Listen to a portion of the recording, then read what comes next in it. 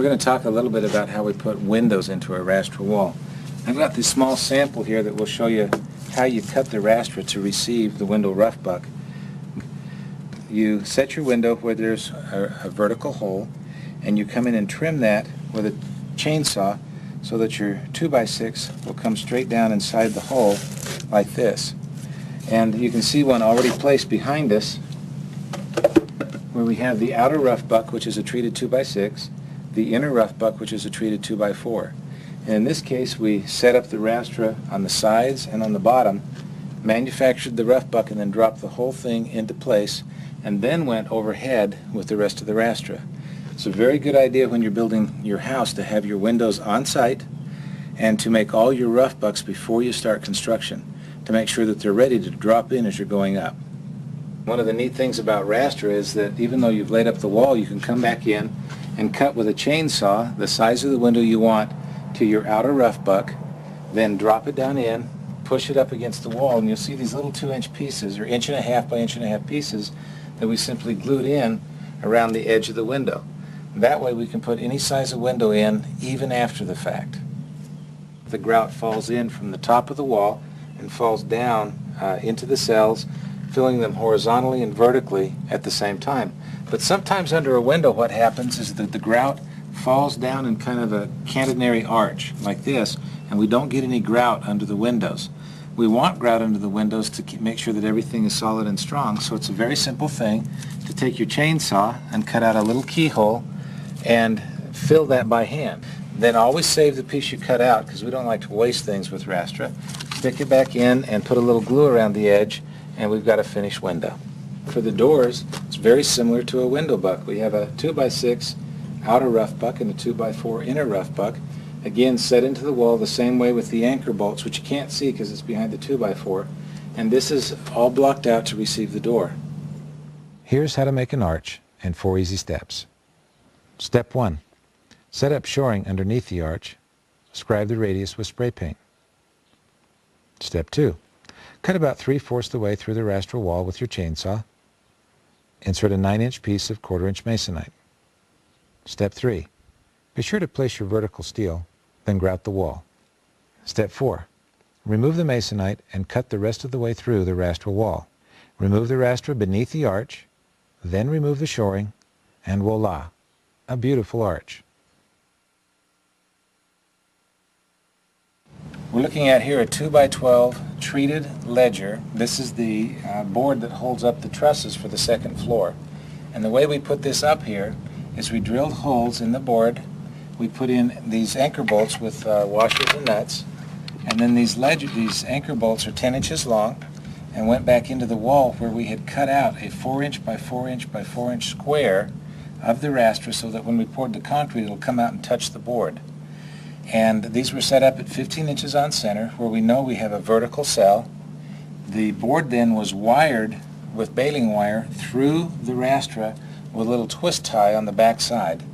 After that was all done, we poured the walls and then came back in and simply tightened up the bolts on the ledger, giving us a very strong support for a joist for the floor.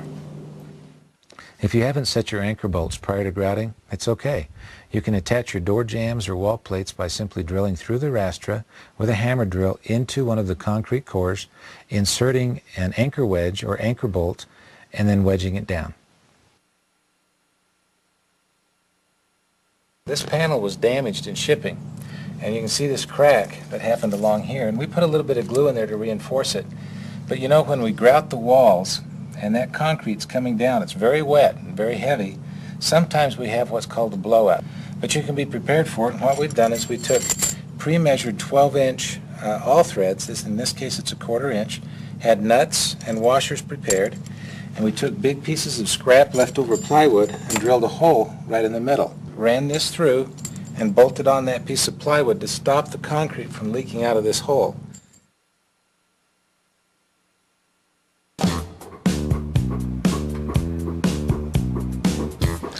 Walls should not exceed 8 to 10 panels high for each grouted lift. Make sure your team is 100% ready with the walls braced and secured, including preparations for blowouts. You'll need about 1 yard of grout for every 95 square feet of wall surface area. Call for the pump truck, giving it about 30 minutes of lead time before the concrete trucks arrive. Clean out the pump hose prior to pouring.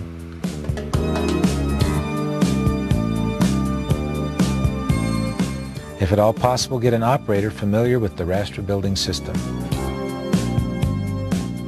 At the very least, have him watch this video.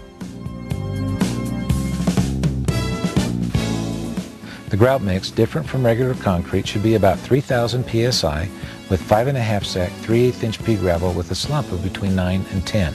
Make sure the truck has a boot reducer or sock to better direct the grout into the Rastra cells.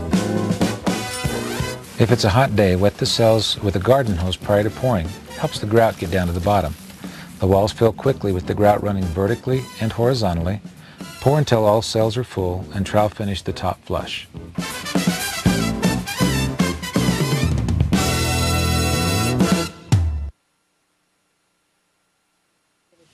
Let's talk about how we waterproof a Rastra wall. One of the ways is to use a bituminous layer of plastic that's going to be adhered to the Rastra panel here, 15 inches high. It will come down and over the brick ledge or stone ledge and down about 12 inches on the other side. We will then bring our stucco down to that point and waterproof the stucco. Then we will backfill over a 3M product that allows the water to come down the wall and enter a French drain that goes just to the outside of the foundation. You can see here that we've placed in the rough buck to the door and the viga, or the beam, over the rough buck. Again, this bears directly on the Rastra with a pin coming up the Rastra and into the beam. And if you'll look up here at the corner, that is a cedar viga that has been let into the Rastra wall 5 inches, pinned with a piece of rebar, and spans to the other side. And these vigas are bearing, carrying the upper floor. Another advantage that Rastra has is that it accommodates many different building systems that can be attached to it. For example, you can put on a stone veneer, you can put on a brick veneer. In this case, we have this beautiful Cantera fireplace surround that was very simply attached to the Rastra. Remember that Rastra has the concrete and rebar cells every 15 inches horizontally and every 15 inches vertically. So it was a simple matter for us to find out where the concrete was and to drill into the concrete beams and the columns and set rebar about 6 inches long in epoxy in the inside, drill a corresponding hole in the Cantera stone, and glue the two together. Rastra accommodates virtually any other building system, whether it's wood, steel, or concrete. If you're constructing a Rastra roof system, consult with your structural engineer and make sure that you're shoring the system correctly. I'm standing on top of a Rastra roof that spans back about 40 feet behind me. It runs about 20 feet wide from wall to wall inside. It's cast with the Rastra roof panels on a 2 and 12 pitch, and this entire roof system, about 10,000 square feet, it collects all of the water and takes it into a rainwater catchment system.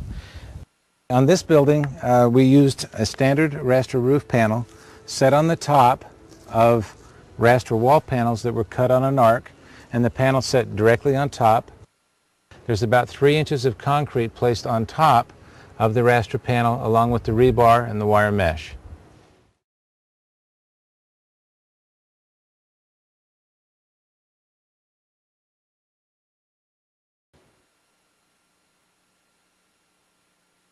One of the really wonderful things about Rastra is you get to kind of make it up as you go.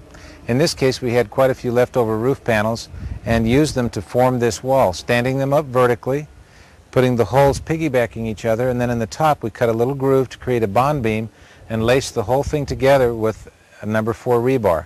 Then we came back and cut all our arches and our shapes out, and we were able to create this really wonderful and quite simple 15-inch thick wall. Another one of the nice things about Rastra is if a tree gets in the way, or let me rephrase that, if the wall gets in the way of the tree, it's very easy to shape it to accommodate the tree by taking the chainsaw and simply cutting out the shape of the Rastra and then finishing it with stucco.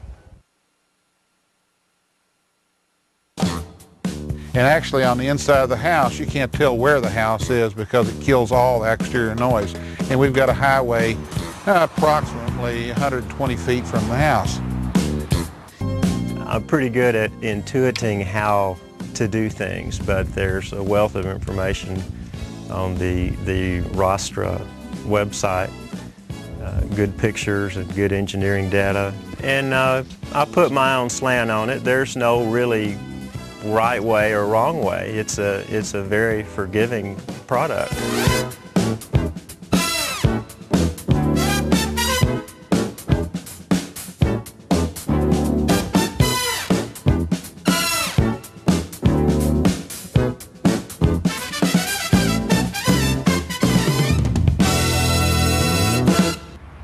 Well, as you can see, the possibilities of building with Rastra are endless.